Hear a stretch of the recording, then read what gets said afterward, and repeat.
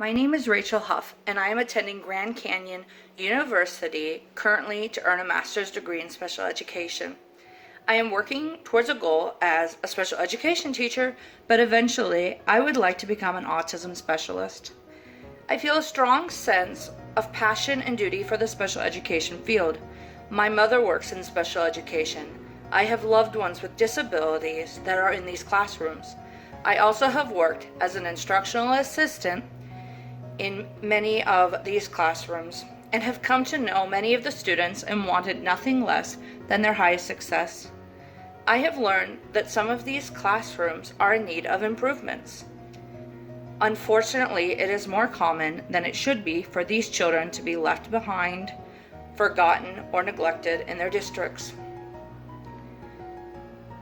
I had a desire to work in this field to not only help them to learn and grow, but also to act as an advocate for these children.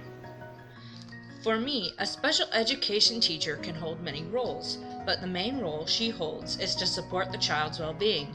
I use that word because that encompasses everything: their academics, their social goals, their safety, their passions, everything. The teacher's main duty is to her students, but she has the duties to those she works with. She must show exceptional leadership qualities so that her instructional assistants feel guided and confident.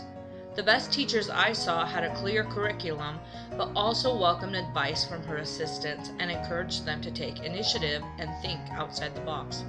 It is important to understand that you are a leader and people look up to you, but you should always strive for humility and constantly be willing to learn from your coworkers, your assistants, and most of all, your students.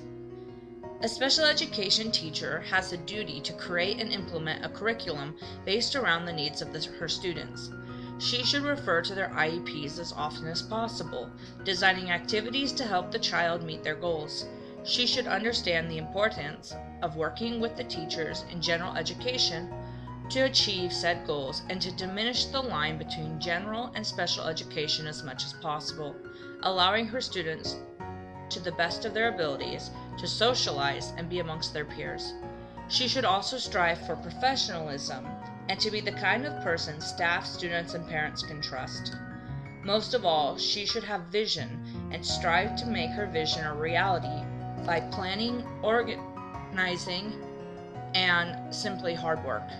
She should be ethical and aware of different backgrounds and be as educated as she can be and up to date on all policies. Right now, I have a passion for learning new methods and for the children's success. I am good at getting on the students' level and forming relationships with them.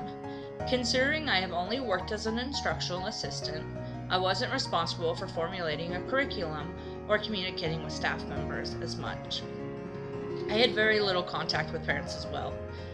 These are abilities I want to develop. I want to find that line between being personable and being approachable, but also professional. I want people to trust me and know they can rely on me to get a job done. I also need to learn more methods of teaching and how to lead a classroom. I'm confident that I will learn and grow much during my schooling. Teachers should be aware of their personal biases and how easy it is to have stereotypes influence your thinking and performance. Every area has unique challenges. I live in Oregon, and we have a lot of poverty in our area and a lot of drug-related problems.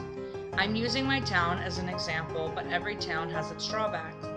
It would be really easy for me to form biases about the parents and to think something like, why work hard in school when it won't stick at home?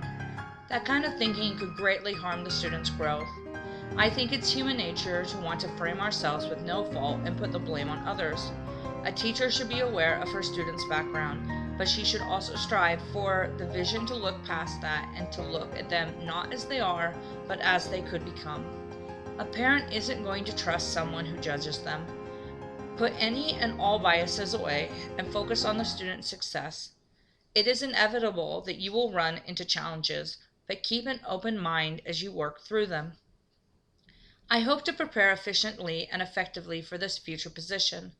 I hope to make a difference in these children, which will in turn make a difference in their families and eventually in their communities.